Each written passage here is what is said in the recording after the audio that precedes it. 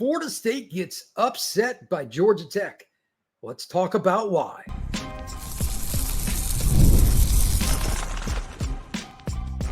You are Locked On Seminoles, your daily podcast on the Florida State Seminoles. Part of the Locked On Podcast Network, your team every day. Welcome back into Locked On Seminoles. I am your host. Thank you for making this your first listen each and every day and stopping in to talk some Noles football with me. Today's show is brought to you by Gametime. Download the Gametime app, create an account, and use code LOCKEDONCollege for $20 off your first purchase. Terms apply. All right, let's not beat around the bush here. Florida State loses 24-21 to Georgia Tech over in Ireland. Why? There are two main reasons. You'll hear me say this probably 20 times during this podcast today, and I have a feeling these will be themes until otherwise proven for the rest of the season. Number one, the offensive line was abysmal in the first half in pass protection. Now, a lot of people want to point to Byers, and I will a little bit too as we go through this podcast. He is the right tackle that had some problems. But do note, there were moments where in the run game there were just complete botches. There were moments in the pass game where guys were coming free. Even if they did not get home is not the point. That is a problem. We're going to go into a big picture on that.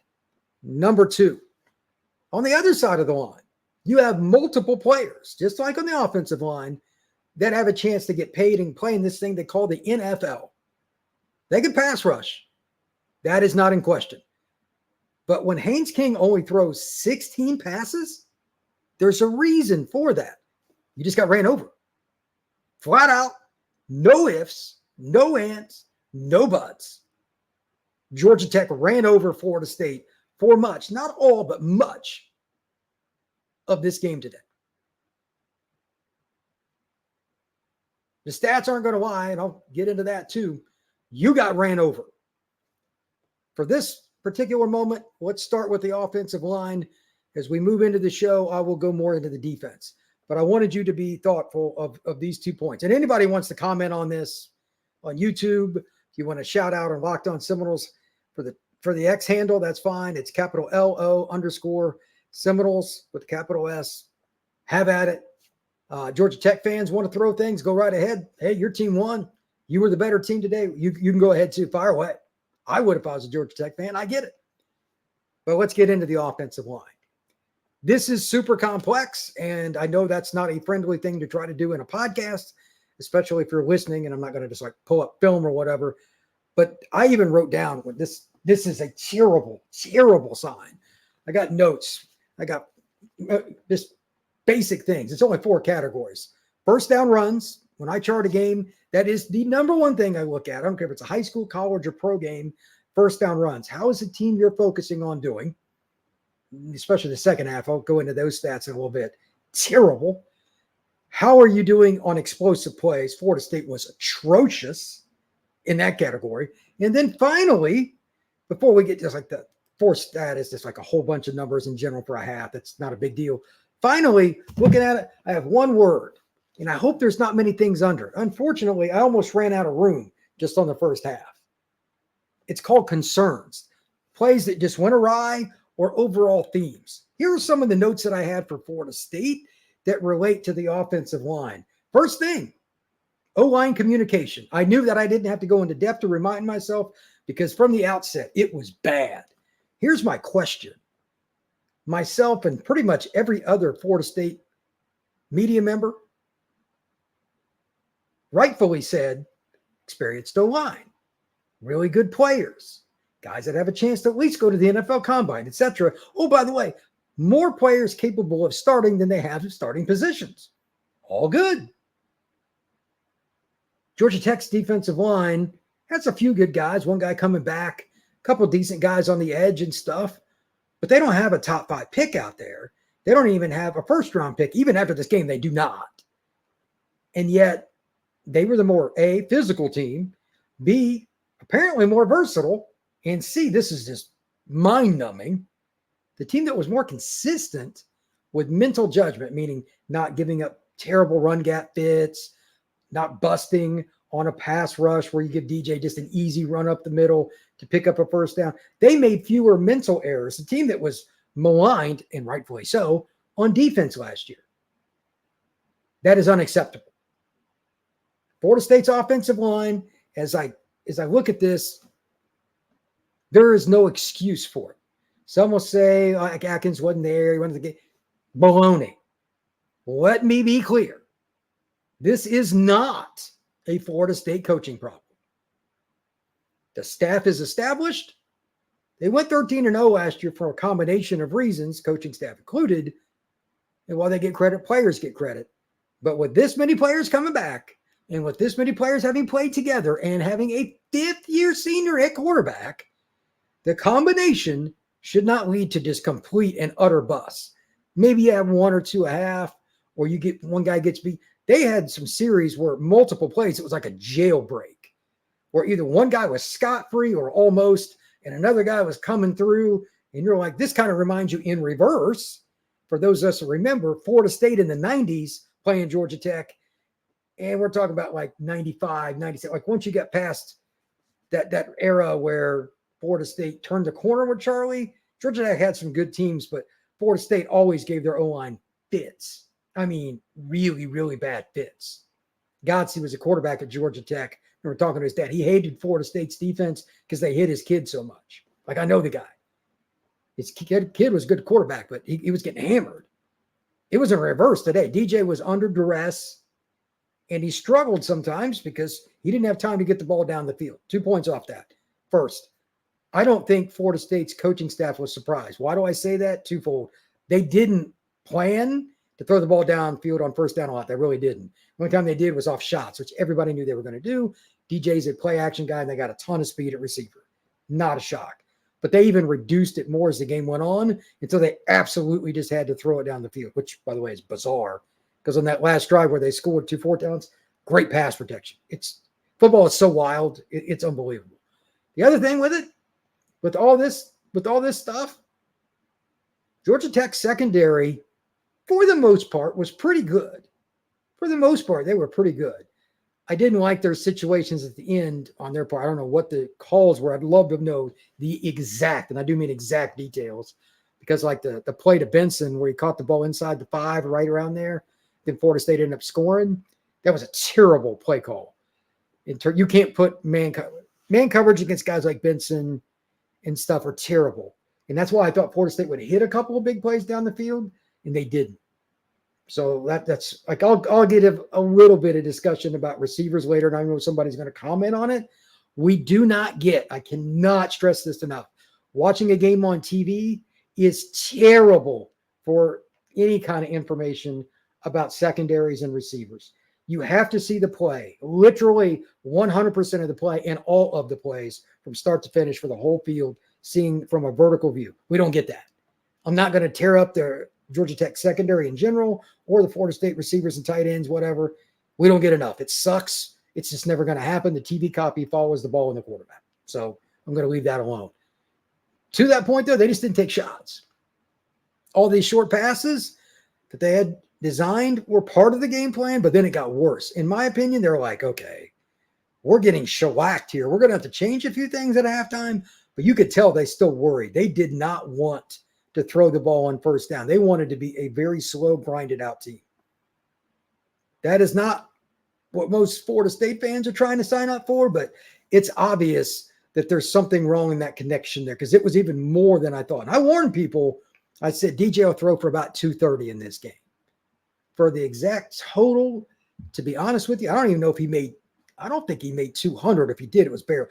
19 to 27, 193 yards, 70%, but no touchdowns, no interceptions. I mean, that's a solid day, but they just didn't have time to throw. I think their game plan actually, even from a conservative game plan, got more conservative. That is horrific and very, very concerning. But we'll go into that more after I watch some of it, see some more of the highlights, talk to some people.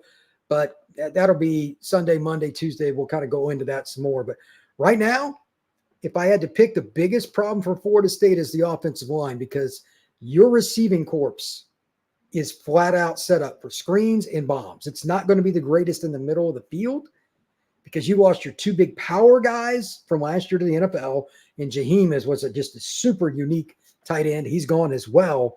The middle of the field is going to be a lot harder this year. It just is. You got to hit shots, which they don't trust right now because they're afraid DJ is going to be on his rear end. And then there's something else. Again, I don't get to see the full play or anybody else unless you're at the game or you have all 22 film, means vertical. We do not get that for TV. So I'm concerned that they're not getting enough separation for whatever reason. But Florida State's receivers, even if they're open, DJ's not going to hit them. That's the problem. Coming up next, we're going to talk about the defense.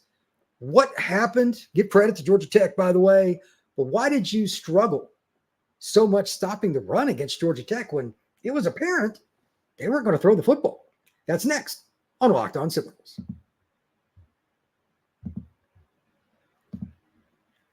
Have you downloaded the Gametime app just yet? If you haven't, you should.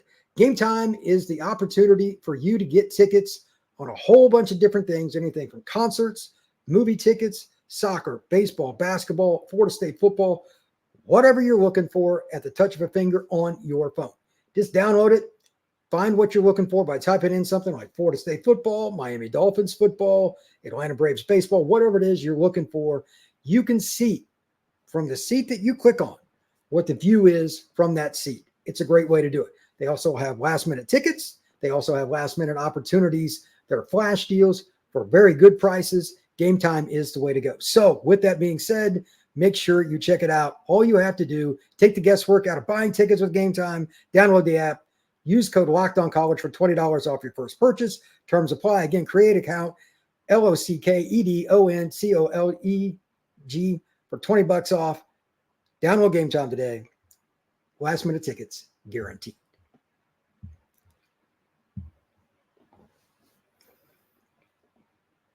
Florida State getting hit in the mouth by Georgia Tech's offensive line. Brent Key's a good coach. Not saying he's not. But Oda Higgins is a Hall of Fame assistant coach at Florida State, former defensive lineman, and he's got some dudes up front. What are we doing here? What are we doing? Let me read off some horrific numbers for you. There's no hiding here. I have no idea how this happens to the level it did. I got some suspicious points on this I want to make too that fans will hate, but I'm 100% confident in them. But still, the severity of it is my concern, especially on that last drive for Tech. They didn't exactly throw it around. Let me see if I can find the chart. But on the last drive, like Georgia Tech didn't just come out there and just throw the ball and brutal. I don't understand how that's possible, but that is what happened. Florida State, you had to know, right? That they were just going to punch you in the mouth on that last one, but they didn't. Let me see if I can get the second half. All right. Final drive for Georgia Tech. This is the play-by-play, all right? First play for Georgia Tech. They have the ball at their own 25. Haynes King complete to Blake Rutherford, 4 yards. Haynes King run for 4 yards. Georgia Tech penalty, so they go backwards to their own 28. Haynes King complete for 16 yards. So it was a nice throw. That's probably the only decent play they had. Haynes King run for 7. Chad Alexander, 7-yard run. Haynes King run for 3. Jamal Haynes run for 6. Chad Alexander run for 2. Timeout Noles. Chad Alexander run for 3. Timeout Noles. Haynes King run for a loss of 10. And then we get timeout Florida State. Haynes King pass to Slaughter for 12, and then they kick the field goal. So he did hit the pass at the end, that goof up there at the fumble. I forgot about that. I was like, looking at that, kind of funny. But overall, you knew they were going to run the ball on that last drive, and they just kind of nickel and dimed you. Not only did they score, they did it on the final freaking play. This is what Noles football is always supposed to have been about, being better up front. It's always been that way, and they're good. They're a good team. They just didn't play like they weren't clutch. They got beat in the front. They got beat in the back end because they had to give up some things too. Like they probably changed a little bit. I'd love to see the all 22 film. But here are the stats for Georgia Tech rushing the ball. Just so consistent. 11 carries, 75 yards for Jamal Haynes. Good player. He averaged 6.8 yards a tote. King, 15 carries for 54 yards. That includes couple of goofy plays around the line of scrimmage, but he still averaged 3.6. Alexander, 7 carries, 41 yards, 5.9 yards a carry. Singleton, the guy that's the receiver, he had 1 carry for 10. Rutherford, another receiver, 1 carry for 9. Pyron had 1 carry for 1. But 36 carries for 190 yards, 3 scores, 5.3 yards per attempt. Transfer that over just as a comparison. Noles, 31 carries, 98 yards, 2 scores, no touchdowns that were like of any length except for the one ironic 21-yard play by Tofili to open the scoring. No long run in general. So they weren't as physical. Just the comparison, it was not close. They outran Florida State by 92 yards. And to be honest, I have 2 main reasons, but it still doesn't account for the severity of this. Number one, I've said this leading into the season several times, and I don't know how you do this completely. This is the first year for it, so every team's going to have to adjust to this. Florida State did a terrible job in some way. Still don't know the details, and they're probably never going to get them, on how they tackled, on how they took on blocks, etc. They just didn't move enough guys. And I think a lot of that is a lack of hitting and tackling to the ground, meaning risk. There is no shortcut. I guarantee you that Tech did more of that in fall camp, and here's why. Florida State expects to be a playoff team. They're trying to find that fine line to win, but not beat their guys up. Tech's just like everything is on the Florida State game. Here we go. They were just all in. We're going to run the ball. We know we can't pass protect. Again, Haynes King only threw it 16 times. That's borderline option football numbers. Like you can throw it 7 or 8 times in an option game. That's normal. They only doubled that. That's crazy. And then the second thing with this is the one that drives me nuts, and I say it every year at the beginning. There'll be another game like that this weekend or next, where this kind of thing happens. Georgia Tech's a quality team. But I said it last week. There is no chance you're getting a 100% effort out of Florida State against Georgia Tech. Why? No matter what Norvell says, no matter what his staff says, in this current set of societal norms that we have, young people in particular, and I am flat out pointing at college kids, no ifs, ands, or buts, unless it is an elite moment, a special moment, you just don't get full effort. Doesn't have to be sport, it can be anything. Georgia Tech was not respected today, and it cost them, especially at the line of scrimmage. Georgia Tech was more physical, they wanted it more, they grinded out run. Even Haynes King had a few times where he got hit in the middle of the line, and he would fall forward for a yard or two. Strong dude. Even sometimes when he was basically standing up, he grinded, he got forward, and made yards. Tip of the cap to King for that. That's just effort. They wanted him more than Florida State. It's really not that close. It's bizarre, but it still happened. If anybody wants to disagree with me on my 2 points, fire away. I am steadfast. You're not changing my mind on it, but you're more than welcome to comment. This is a problem that I know that every team, not just Florida State, deals with. It's the difference that I talk about this sometimes too. Being the hunter and being the hunted is not the same. Georgia Tech's about to find that out. The rest of the season, because they didn't beat the Noles in week 8. They beat them in week 0. Every team, the next 11 games they play, going to look at them differently. They better be ready. Or they could have a game kind of like Florida State did today where they just slightly go below their norm and you lose by a field goal. If Florida State played to the effort level of this being the Miami game, the Notre Dame game, or the Clemson game, Georgia Tech ain't winning today. No way. They still only lost by a field goal and played like crap in a lot of different areas of the game. Think about that. If you play even slightly better on defense and only give up 150 yards rushing, which is not good, you win today. They didn't. Bottom line is you got the big L. Part of it is on the defense, and especially the front 7/D line. I just don't see how you can argue with that. It is what it is. To wrap up the show today, we're going to talk about what's happened and move on into what you do next. You've got some games coming up and some situations you got to fix, but really you got to fix yourself. So in the final part of this show today, we're going to talk about fixing Florida State and still making a run at the college football playoff.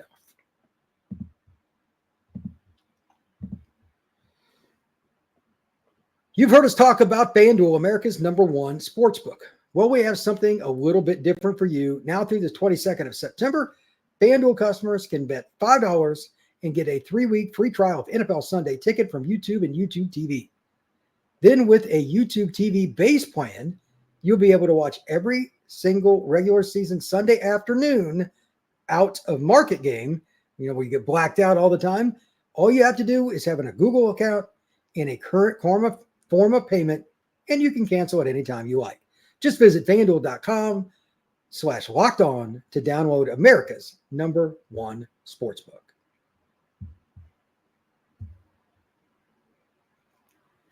Can Florida State fix this? Absolutely. They're 0-1. That you can. You can't go back in time. We don't have any time machines here in college football. But effort, obviously, is effort. Do you think any opponent, now I'm not going to name any names for teams in the rest of this podcast. Only thing I'm going to talk about is Georgia Tech. You have to go through the notes. I'm going to look at it like a coach does. You have to go through the notes you put down to talk about your discipline. This is a really important next 24 to 48 hours, especially because you got to fly back across the pond. These players are going to be down, really down. There's no doubt about it. I think we let down ourselves, former players, team, fans, blah, blah, blah. And I get it. But they still have 11 games and a chance to win the ACC championship game as the conference champs, go on to the play, blah, blah, blah. Have all those chances still ahead of them. What do you do to fix it, though? First is mental. That's a whole dynamic that Norvell and his staff make a lot of money to figure out. They know that team. I do not.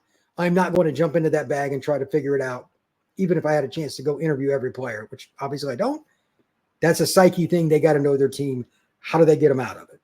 Maybe you run them a little. Maybe you practice. Maybe you give them a day off. I have zero idea. That's number one.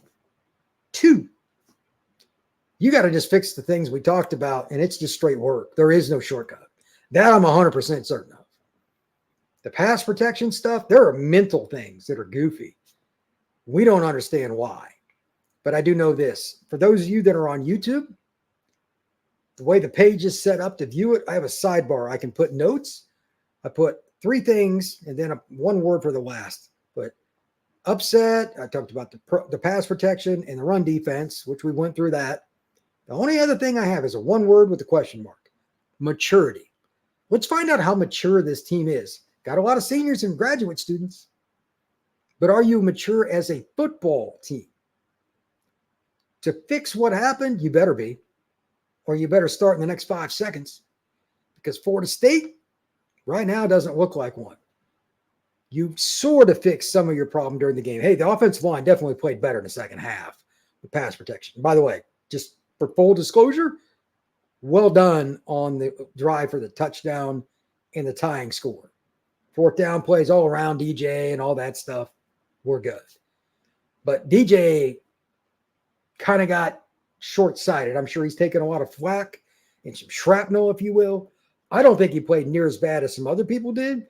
I don't think he was given a chance because receivers weren't exactly wide open on some of the deeper routes. I can't see everything. I don't know if that was more Georgia Tech playing good D, Florida State's routes not big. I can't tell. And he didn't get many chances. For what he does best, this offensive line will not work for him. So they better fix that line and not have the mental errors. That's first. Byers, they're going to either have to just suck up their pride. Boy, this is a conversation I could have for 10 shows straight. And change how they block up front, which coaches are about as flexible as concrete. They hate change. They better figure that out real quick or DJ ain't going to make it through the half the season. Byers was awful, in particular at right tackle. But again, they had some moments, run protection and pass protection situations like backside, not even quote unquote the critical part of the blocking, where it was so bad the running back or quarterback were in trouble. Let alone like those straight up busts where a guy breaks outside and cuts hard in. Byers like whiffed on a play. He completely went too far to his right, the outside. Guy cuts inside and gets in the back. That can't happen. You give up inside pressure to an athlete like Romello Height, that's not going to work. By the way, he's the transfer that we talked about a little bit this week on Locked On Seminoles. That's not good to let him go. He had 4 sacks at SC last year. They had to be on alert that he was a good player. Come on. He ate their lunch today.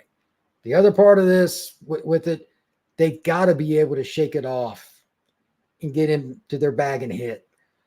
If I am even 0.1% right about how much they hit in fall camp, they got to take the risk. They got to do it. I know that coaches don't like change again, but they didn't tackle well enough. They didn't run block well enough. They didn't take on the run well enough. All the things at the line of scrimmage tell me they are not hitting enough. I want to say this word 3 times, and it's what they've got to do. Change, change, and change. I have all kinds of respect for the staff. They better change what they're doing in practice. They're not physical enough. They're not. I should never be mincing the following words. Georgia Tech is the more physical team than Florida State. There shouldn't even be a conversation possibility, let alone coming out of my mouth. But if they don't change, they're in trouble. That is something you can do in practice, and it's happened for decades and really more than a century. The team that's more physical usually wins unless there's just an unbelievable quarterback on the field. It's been that way forever. It's not going to change. College football only has 2 or 3 of those kind of QBs. Florida State's not playing that guy anytime soon. Be more physical. 9 times out of 10, you'll win, barring obviously the stupidity with turnovers. And Florida State didn't even turn the ball over today. More physicality is how you fix this overall. And then again, I don't know how you do it, but it's the mental stuff. Florida State has a mental problem right now that they're going to have to deal with. That 24 to 48 hour kind of deal. Normally, like coaches give you 24 hours, but they got to fly across the pond. Kids are going to be kind of woozy. That's not a fun flight, I'm sure. It is what it is. They don't have to play on next Saturday. That's the good news. They play a week from this Monday, just as a reference point. I'm not even going to talk about the next opponent until probably the Monday podcast at earliest, maybe Tuesday, depending on what I hear, because it's about fixing yourself. There's a good chance that a portion of Sunday's podcast, and oh yes, there will be a Sunday podcast that goes into more details about how you fix this. Is just the preliminary about how you fix this stuff. That is coming. Also, before I wrap up, one last note. I'm going to do a shorter show here in a little bit, just on stats, trends, different things. If you want to know details of why things did or did not work, both teams, it's just going to be subjective on what I pick, but it'll be very objective. Just here's the numbers. Here's the numbers on this down. Going to do a few calculations. I'm going to put that podcast up. It probably won't be more than 10, 12, maybe 15 minutes later tonight. I've got a few categories I know I'm going to hit, but there's a couple others I need to see. I'm not sure at how it bears out, and I want to check it because, to be honest, this is not a normal game. There were no turnovers, and there was no like punt block for a turn. There was no wow play in this game. It is unbelievably rare to play 60 minutes of football, and there's not one game-changing play.